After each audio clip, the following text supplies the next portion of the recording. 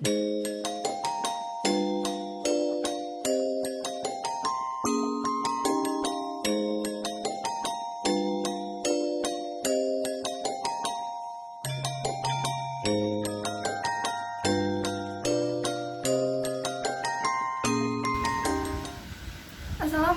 warahmatullahi wabarakatuh. Di sini kami dari kelompok 7 ingin memberikan materi pembelajaran yaitu mengelola dokumen surat masuk dan surat keluar dengan sistem kartu kendali. Di sini anggota kami ada Afifah Nurhayana, Chendri Arsyilia, Rizky Amelia Rinjeni, dan Wending Handayani. Untuk materi yang pertama kita akan membahas apa sih itu korespondensi. Apa sih itu korespondensi? Korespondensi ialah kegiatan surat menyurat yang meliputi penyusunan, penulisan, sampai dengan pengiriman informasi hingga sampai kepada pihak yang akan dituju. Untuk materi yang B yaitu apa sih prinsip-prinsip yang ada di surat? Prinsip yang ada di surat yaitu ada 4. Yang pertama ada keringkasan, yang berarti surat itu harus pendek. Yang kedua ada kejelasan. Jadi surat tidak boleh mempunyai lebih dari satu arti atau memiliki arti yang ambigu. Dan yang ketiga ada kesederhanaan. Pembuatan surat yaitu menggunakan kata-kata yang mudah dipahami. Dan kesopanan yaitu kata-kata yang terdapat dalam surat yaitu kata-kata yang formal dan sopan. Untuk materi yang selanjutnya yaitu ada mengolah surat masuk dan surat keluar. Yang pertama itu ada mengidentifikasi jenis surat atau dokumen yang diterima oleh perusahaan, yaitu misalnya ada surat pribadi, yaitu pada amplop surat pribadi biasanya akan terdapat nama pihak yang akan dituju. Jenis surat ini tidak formal atau berkop dan bisa menggunakan amplop airmail seperti yang ada di gambar itu. Dan untuk surat rahasia adalah surat yang berasal dari institusi atau perusahaan dengan ciri menggunakan amplop berkop yang ditujukan ke jabatan seseorang di kantor.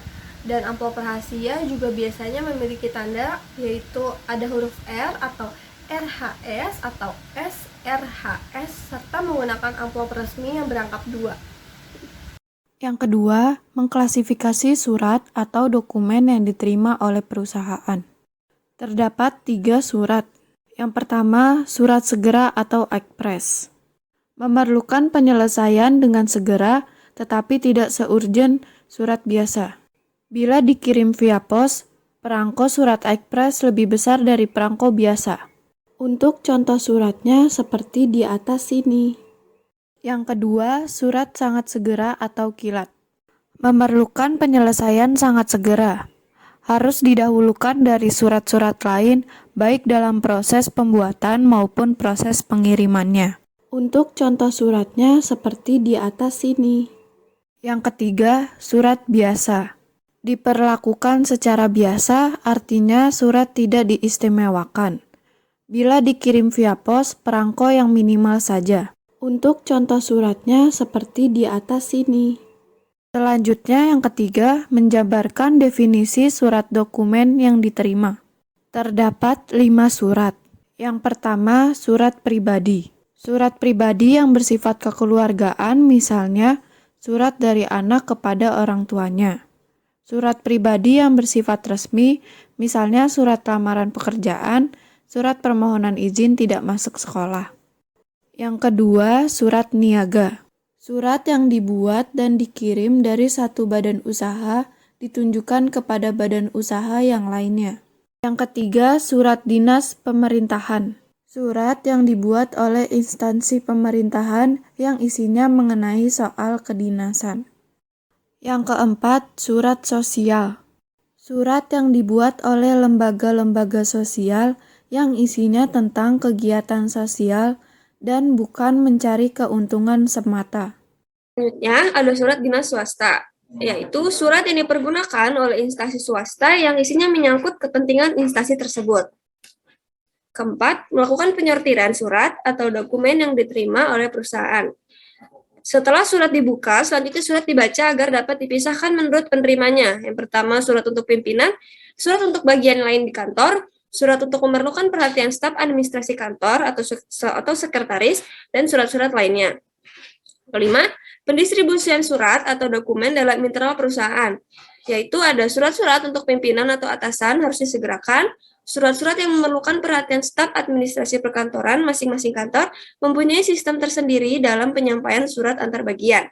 Selanjutnya, surat-surat yang memerlukan perhatian staf administrasi kantor dan seandainya pimpinan sedang melaksanakan tugas di luar kantor dan ada surat penting yang harus disegera dibahas. Tugas sekretaris adalah mengelola surat tersebut. Keenam, pemilihan jasa pengiriman.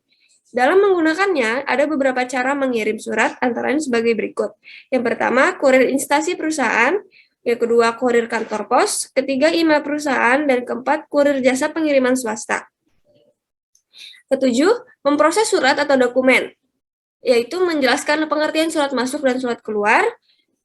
Yang kedua, mengklasifikasikan surat masuk dalam perusahaan, yaitu surat yang menyangkut kebijaksanaan pokok organisasi kantor, pelayanan kepegawaian, perencanaan dan perlengkapan, surat yang jika informasi yang termuat di dalamnya tidak diketahui.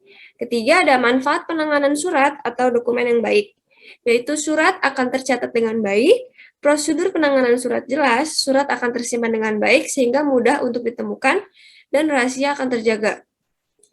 Selanjutnya ada pola kegiatan administrasi, yaitu sentralisasi, pola penanganan berkas yang dilakukan secara terpusat, yaitu ada unit tata usaha atau sekretariat dalam kantor yang bertugas menangani administrasi tersebut, seluruh bagian yang ada di dalam kantor tersebut, termasuk menangani surat keluar atau surat masuk. Selanjutnya ada desentralisasi, yaitu kegiatan administrasi yang dilakukan di setiap bagian dari unit yang ada di kantor, artinya tidak ada unit tata usaha atau sekretariat di lingkungan kantor ini. Selanjutnya ada gabungan atau campuran, yaitu gabungan sentralisasi dan desentralisasi, di mana pencatatan surat dilakukan oleh tata usaha pusat, kemudian surat didistribusikan kepada tata usaha unit kerja. Kedelapan, macam-macam perlengkapan dan penanganan surat. Yang pertama ada baki surat atau tray, yaitu sebagai tempat dari berkas yang ada. Selanjutnya ada buku agenda surat masuk dan surat keluar, digunakan untuk mencatat surat masuk dan surat keluar. Ada kartu kendali yang digunakan untuk mencatat data surat masuk dan surat keluar. Yang keempat ada sekretaris desk file, yaitu kumpulan map dengan kode jenis klasifikasi pekerjaan yang sesuai. Selanjutnya ada alat tulis kantor, kertas dan amplop, alat pembuka surat seperti pisau, gunting, atau yang elektrik. Selanjutnya ada sampel, lalu ada formulir tanda terima atau buku ekspedisi, dan ada lembar di posisi untuk mencatat instruksi dari pimpinan berkaitan dengan proses tindak lanjut dari surat yang diterima dari pihak lain. D. Sistem pengelolaan surat masuk dan keluar. Ada sistem buku agenda atau sistem tradisional di mana sebuah buku surat masuk dan surat keluar yang dicatat dan diberi nomor secara berurutan.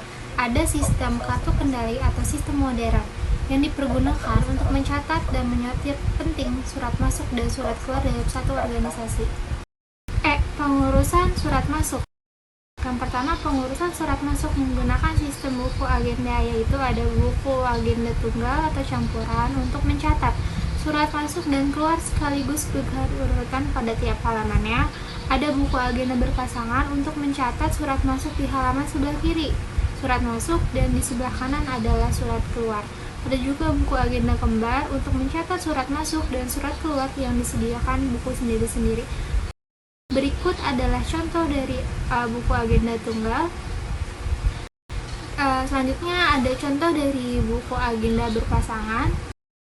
Dan yang terakhir ada contoh buku agenda kembar.